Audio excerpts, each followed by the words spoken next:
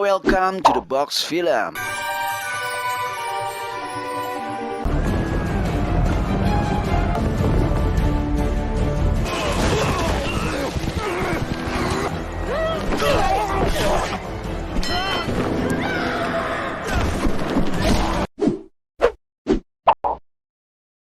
Halo kawan-kawan, selamat datang di Box Review Film. Mudah-mudahan kalian selalu terhibur, semakin enjoy nonton alur cerita yang Mimin bikin. Nah, kali ini Mimin akan menceritakan alur film yang berjudul The Legend of Tomiris yang dirilis tahun 2019. Adalah film Kazakhstan yang disutradarai oleh Akan Sataev. Abu Nasir bin Muhammad Al-Farabi Turki akan menceritakan sebuah kisah nyata yang diabadikan oleh sejarawan Yunani Herodotus.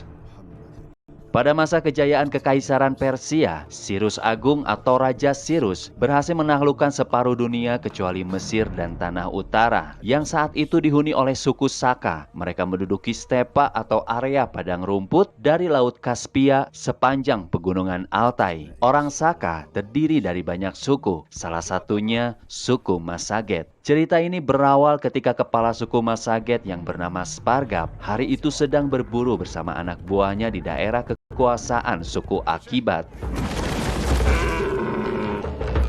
Lalu mereka ketahuan oleh kepala sukunya hingga terjadilah pertarungan.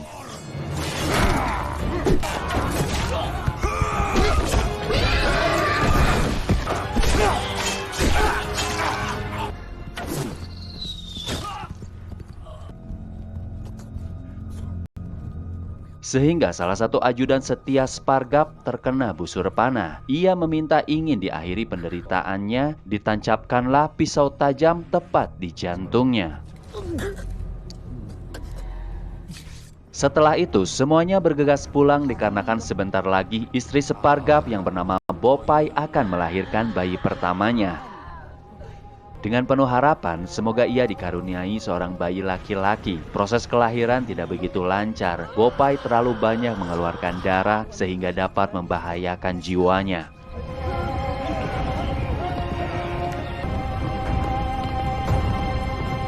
Sesampainya di sana, Spargap mendapati kondisi Bopai sudah sangat lemah. Dengan penuh rasa penyesalan, Bopai hanya mampu mengucapkan kata maaf, tidak bisa memberikannya bayi laki-laki. Ia sudah merasakan bau kematian. Bopai berpesan agar menjaga dan menyayangi anak perempuannya. Meskipun tidak sesuai harapan Spargap, ia memberi nama anaknya dengan sebutan Tomiris. Kemudian, Bopai menghembuskan nafas terakhirnya.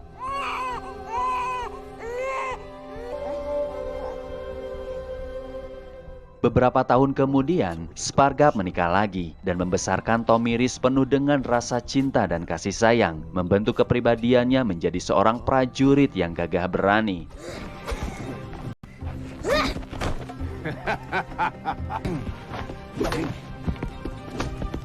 Spargap menumbuhkan jiwa kepemimpinan di dalam dirinya. Berani, tak kenal takut, dan cerdas menjadi tiga hal yang harus Tomiris pelajari. Seiring berjalannya waktu, Spargap selalu mengingatkan agar Tomiris tidak melupakan ibu kandungnya.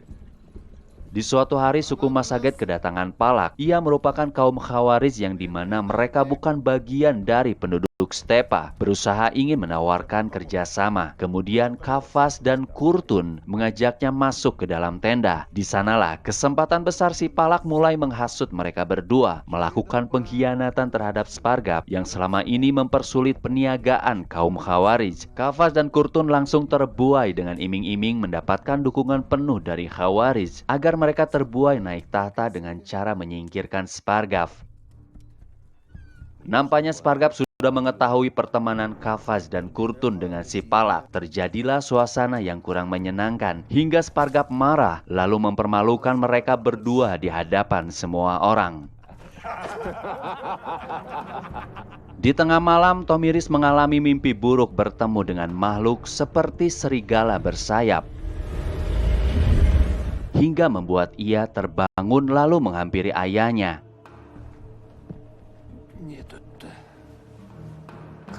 Tidak lama, kemudian ada sekelompok orang menyerang masuk ke dalam rumah, mengakibatkan tewasnya istri Spargap dan kedua anaknya. Spargap menyuruh Karspe bawa lari Tomiris. Suasana semakin tak terkendali. Tomiris teriak histeris ketika melihat ayahnya harus terbunuh dalam pertempuran.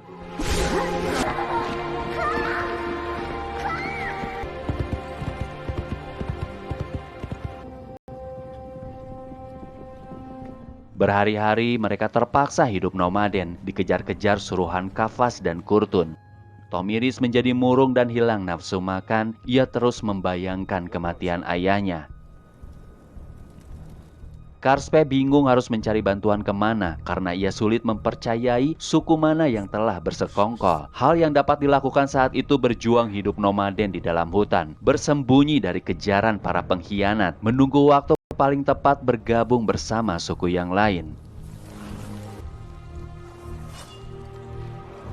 Sampailah mereka di dalam hutan terkutuk, di mana tidak ada seorang pun berani masuk ke sana. Setelah berjam-jam menelusuri hutan, Karspe berhasil menemukan tempat yang cocok dijadikan penampungan sementara. Seiring berjalannya waktu, anak buah Kafas dan Kurtun akhirnya berhenti mencari mereka. Kasus pembunuhan Sparga pun mulai terlupakan di padang stepa. Namun bagi Tomiris, tidak ada sehari pun mampu melupakan kematian sang ayah. Hatinya semakin mengeras dipenuhi rasa dendam. Sampai ia beranjak dewasa, tekadnya bertambah kuat mempersiapkan diri menunggu momen itu tiba. Ketika mereka sedang memungut garam di tengah hamparan gurun, di balik batu ada seorang prajurit bersembunyi memantau dari kejauhan. Bertahun-tahun lamanya Tomiris menghabiskan masa kecilnya di hutan terkutuk. Ia rasa sudah saatnya melancarkan aksi balas dendam sebelum Kafas dan Kurtun mati tua. Ia memilih pergi meninggalkan Karspe bersama kelompok yang lain. Singgah di dekat air terjun, ia tumpahkan rasa rindu terhadap kedua orang tuanya.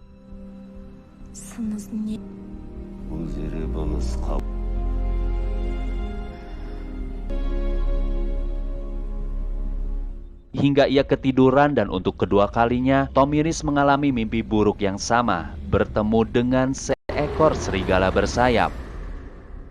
Tomiris tidak jadi pergi, ia balik lagi ke markas. Setelah sampai di sana, ia malah menyaksikan pembantaian keji dan kematian Karspe.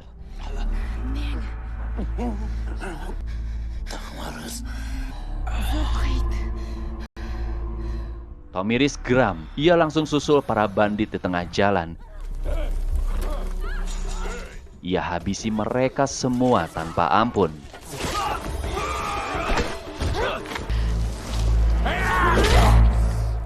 Perut Tomiris kena tusuk, ia berusaha pergi terkapar di atas kudanya. Berhari-hari kudanya telah membawa Tomiris ke daerah suku Safromat. Sardana, ia seorang putri dari Raja Safromat, menghampiri Tomiris dan mendapatkan lukanya telah mengeluarkan banyak darah. Ia pun langsung menolongnya.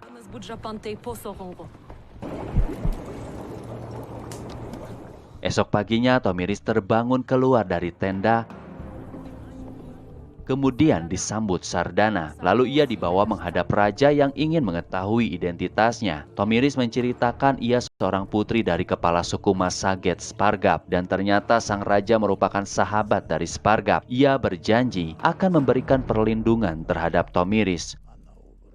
Suku Safromat didominasi para perempuan tangguh yang sanggup bertarung melebihi kemampuan laki-laki. Di malam hari, mereka semua berkumpul mengelilingi api unggun. Tomiris mulai bisa tersenyum, namun kemudian ia kembali murung.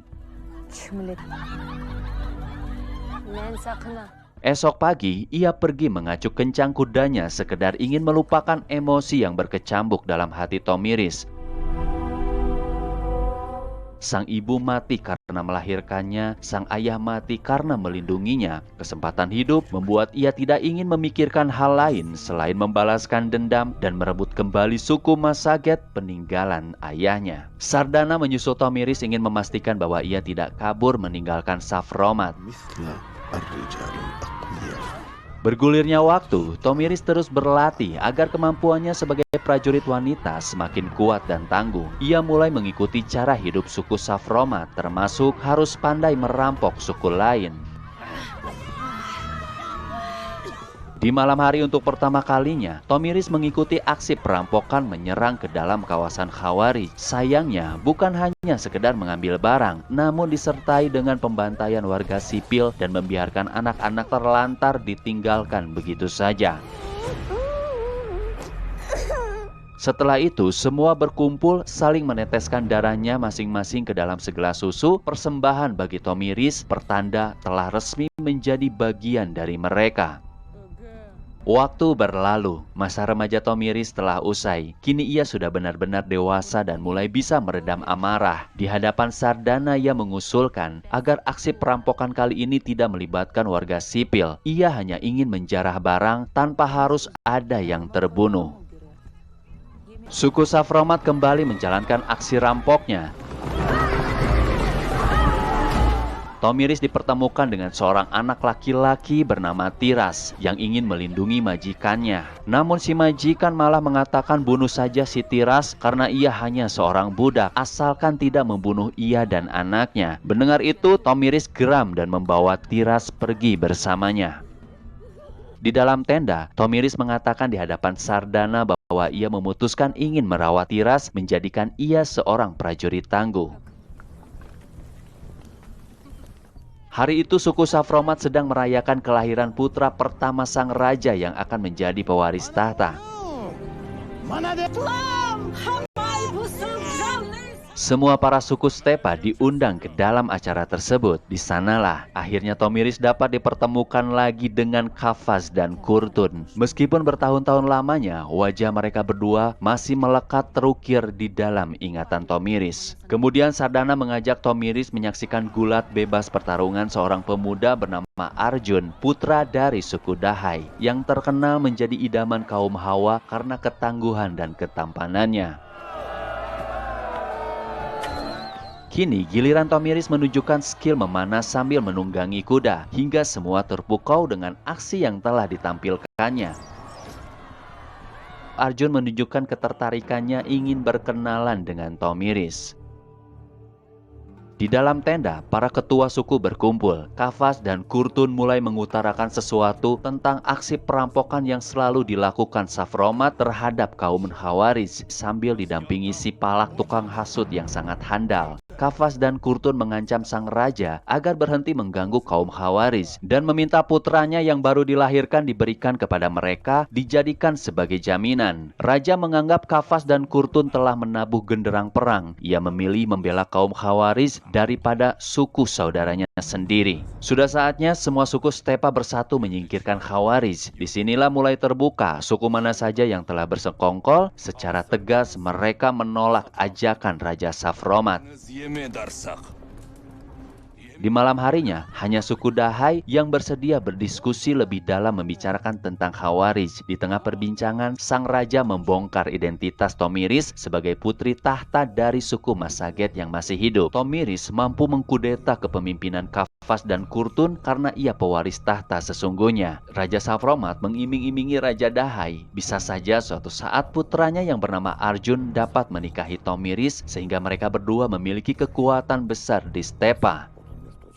Tidak lama Sardana mendatangi Tomiris mengajaknya menghadap sang raja. Di sana ia dikabarkan bahwa besok suku Safromat dan Dahai akan menyerang Kafas dan Kurtun, bermaksud ingin mengembalikan warisan Spargab kepada Tomiris. Meskipun Tomiris tahu tujuan mereka secara tidak langsung sedang memperalat posisinya, ia meminta kepada raja bahwa ia hanya ingin membunuh Kafas dan Kurtun, tapi tidak dengan rakyat Masaget. Tiba waktu di mana kedua kubu saling bertemu di tanah Stepa.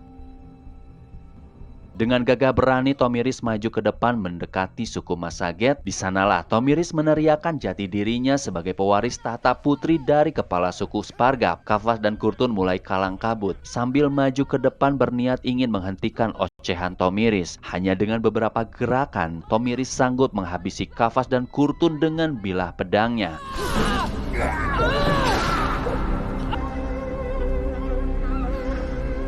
Sebuah penantian panjang ingin mengucurkan darah mereka berdua akhirnya tercapai juga.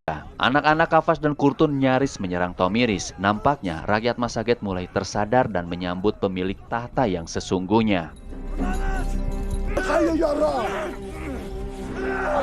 Untungnya tidak terjadi perang di antara para suku Stepa, dibarengi keberhasilan Tomiris dengan mudah merebut kembali warisan peninggalan sang ayah. Setelah bertahun-tahun lamanya ia harus menderita bersembunyi di dalam hutan, menghabiskan separuh hidupnya menanggung rasa kehilangan dan dendam. Akhirnya dapat menginjakkan kaki di tanah kelahirannya. Seorang dukun menyambut kedatangan Tomiris dengan sebuah ritual. Kemudian semua keluarga Kafas dan Kurtun diseret ke depan. Tomiris memutuskan mengusir mereka dari tanah Masaget agar dapat merasakan penderitaan yang sama, terlantar, hidup di tengah hutan tanpa naungan suku manapun.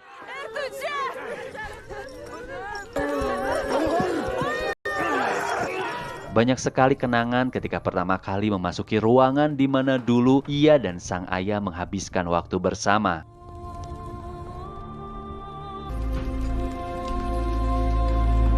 Tomiris meminta dukun mengantarkan ke tempat di mana sang ayah dimakamkan.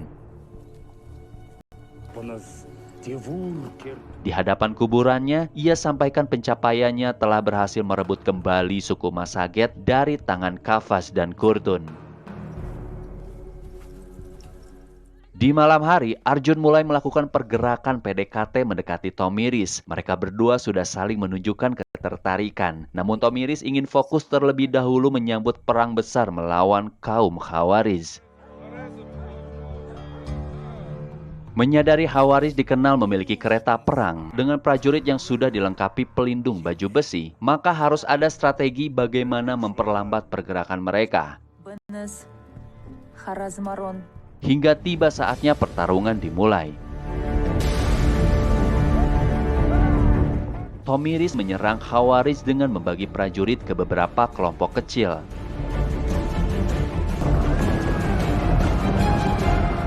Pertama, lakukan serangan panah ke arah musuh. Dan ketika mereka mulai terpancing masuk ke tengah lapangan, maka perdaya mereka dengan berpura-pura takut dan mundur lagi ke belakang.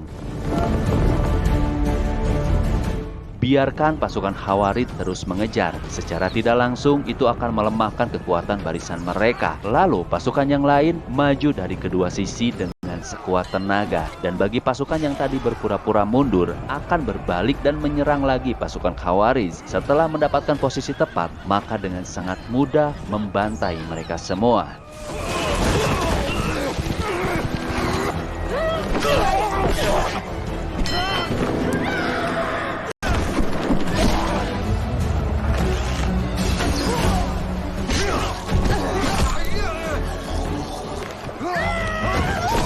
Setelah yakin sudah melumpuhkan pasukan Khawarij, di tengah pertempuran, Arjun berani melamar Tomiris.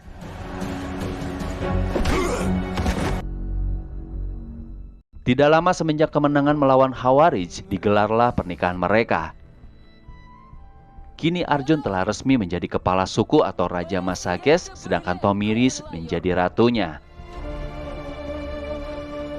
Dan inilah masa-masa kebahagiaan Tomiris membina rumah tangga bersama Arjun. Meskipun telah dikaruniai 2 anak, Tomiris tetap menganggap Tiras sebagai bagian dari putranya.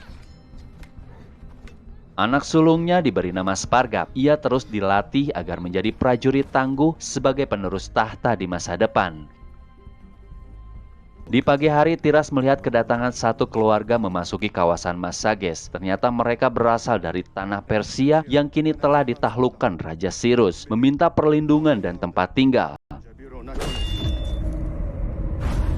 Di malam hari, untuk ketiga kalinya Tomiris mengalami mimpi buruk bertemu dengan seekor serigala bersayap. Semenjak mengizinkan suku lain tinggal di Masages, hati Tomiris menjadi tidak tenang. Setelah itu, ada seorang utusan Raja Cyrus bernama Gubar datang membawa hadiah berupa emas dan barang mewah lainnya. Kedatangannya bermaksud ingin menyampaikan undangan dari Raja Cyrus agar berkenan hadir ke istananya dalam rangka ingin menjalin persahabatan antara mereka.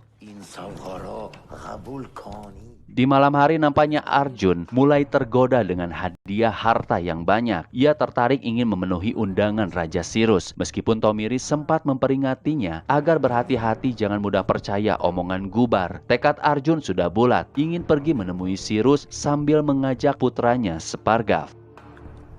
Mana Babylon kedirdi. Esok paginya dimulailah perjalanan. Saat itu Tomiris tahu bahwa posisinya sedang dalam bahaya. Namun ia berusaha tenang dikarenakan tidak kuasa menahan keputusan suaminya. Tomiris terpaksa rela melepaskan mereka pergi dalam waktu yang cukup lama, dibawa oleh orang yang tidak sama sekali ia percayai.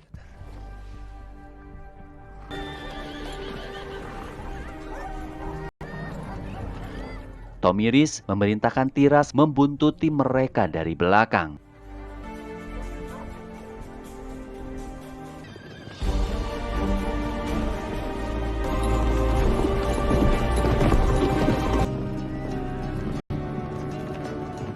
Setelah beberapa hari perjalanan, akhirnya mereka sampai di dalam istana.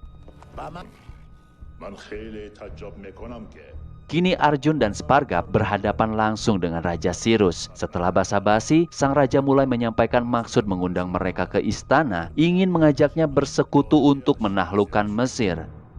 Arjun paham kemana arah obrolan sang raja. Ia bukan ingin mencari sekutu, namun hanya sekedar memperalat kaumnya agar mau dijadikan pasukan cadangan demi memenuhi ambisinya menguasai seluruh dunia. Arjun dengan tegas menolak. Ia bersedia datang bukan untuk berperang, melainkan ingin diberi kebebasan kaumnya berdagang ke tanah Persia. Setelah Arjun pergi, Gubar mulai menghasut raja untuk membunuh mereka semua, dan ia menceritakan tentang Tomiris yang sebenarnya memiliki kuasa penuh atas suku Masages. Sang raja dapat melamarnya sebagai cara lain untuk merebut kekuasaan salah satu suku Stepa. Arjun bersama putranya dijamu hiburan dan hidangan mewah. Mereka dibiarkan bersenang-senang terlebih dahulu. Setelah itu, Gubar memerintahkan pasukannya membantai mereka semua.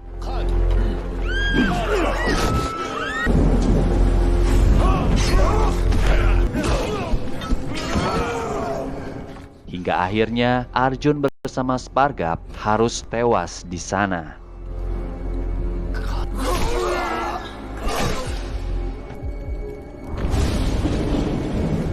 Nampaknya Tiras telah gagal mengintai dan tidak mampu menjaga keselamatan pasukan Arjun. Ia kembali ke istana, mendatangi Tomiris, mengabarkan kabar buruk tersebut.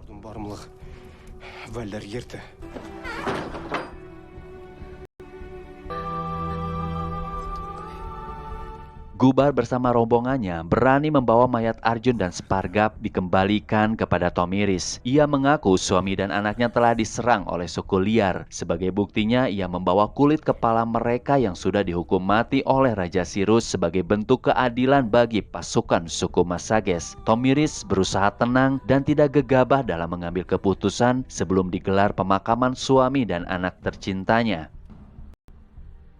Esoknya orang tua Arjun datang dalam kondisi terpukul. Sang ayah tidak menyangka Arjun telah mendahului kematiannya. Hari pemakaman pun digelar. Di sana Gubar sudah membawa 3 orang dari suku liar yang akan dihukum mati sebelum jasad Arjun dan Spargap ditimbun tanah. Ketika sudah mendekati eksekusi, Tomiris berteriak agar mengampuni mereka bertiga. Keputusan itu seketika mengagetkan Gubar, namun ia yakin Tomiris tidak mungkin berani macam-macam terhadapnya. Setelah usai pemakaman, barulah Tomiris yakin pelaku pembunuhnya adalah Raja Sirus sendiri. Di saat Gubar menyampaikan maksud sang raja yang ingin melamarnya untuk dijadikan istri. Tomiris mengajak Gubar keluar dan mengatakan pesan Raja Sirus langsung di hadapan rakyatnya. Setelah di sana, Tomiris tidak segan menusuk leher Gubar sampai tewas.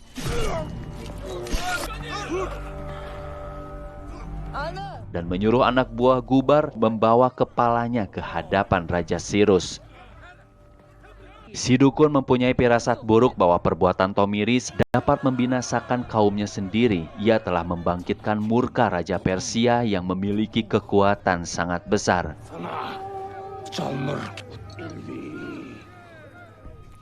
Di malam hari, si dukun membakar dirinya sendiri karena telah kecewa dengan tindakan Tomiris. Kabar kematian Gubar pun telah sampai ke telinga Raja Sirus. Hingga Sirus murka mengerahkan seluruh pasukannya ke tanah utara. Sampai-sampai Raja Sirus melupakan rencananya menaklukkan Mesir dan memilih ingin membantai dan menghapus peradaban suku Stepa dari muka bumi.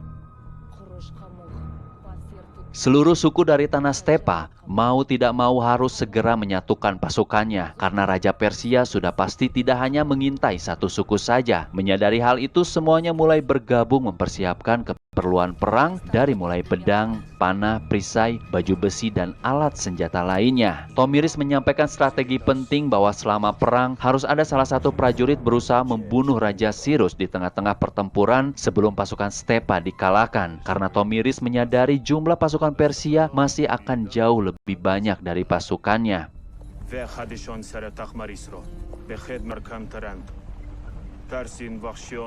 Malam harinya pasukan garis depan Persia yang sedang berkemah berhasil dibantai habis.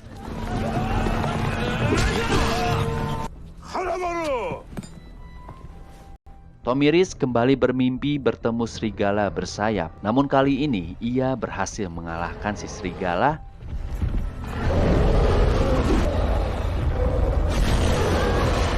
dan sudah pasti akan terjadi sesuatu.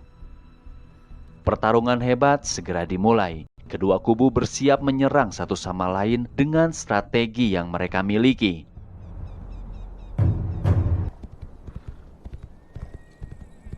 Tomiris menggiring kelompok pertama menyerang menghampiri musuh. Setelah dekat, mereka mundur lagi ke belakang.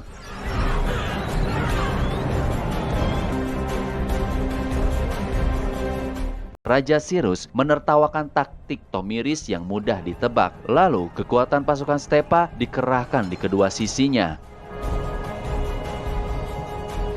Setelah terkepung, barulah Tomiris mengeluarkan pasukan yang lebih kuat menyerang menerobos ke tengah-tengah pertempuran.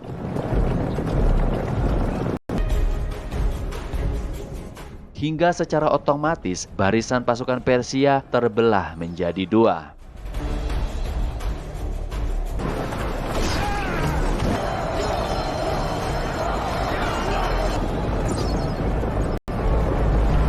Tiras bersama kelompoknya berhasil menyelinap ke garis akhir. Raja Sirus ketar-ketir, namun ia masih memiliki pasukan immortal dijadikan benteng pertahanan demi menjaga keamanannya. Pertarungan semakin sengit.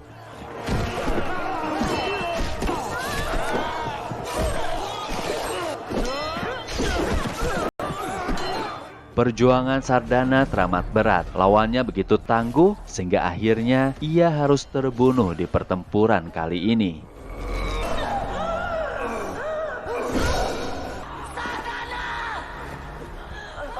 Kedua kubu sama-sama terjepit. Pengawal meminta Raja Sirus segera kabur, namun ia cukup tangguh dan tidak ingin lari dari pertempuran. Tiras menjadi harapan satu-satunya berusaha mengincar Raja Sirus. Ia kerahkan tenaganya demi membawa kepala Sirus ke hadapan Tomiris. Dan ternyata usahanya tidak sia-sia. Ia sekarang benar-benar berada di hadapannya. Hanya dengan satu gerakan, Tiras berhasil membunuh Raja Sirus.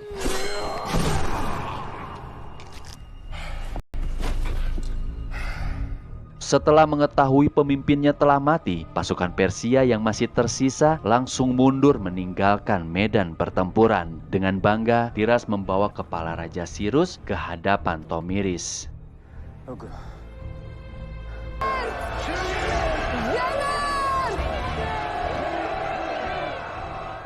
Abu Nasir bin Muhammad Al-Farabi Turki di akhir tulisannya mengatakan bahwa kisah Tomiris telah dilupakan dalam catatan sejarah. Ratu yang telah menyatukan suku nomaden atau sering disebut suku Sitian dari tanah Stepa atau padang rumput dekat Laut Kaspia sepanjang pegunungan Altai. Kisah mereka dimuliakan oleh banyak negara. Sebuah pertarungan epik melawan kekuasaan bangsa Persia. Terima kasih telah menonton. Sampai jumpa di cerita selanjutnya. Wassalam.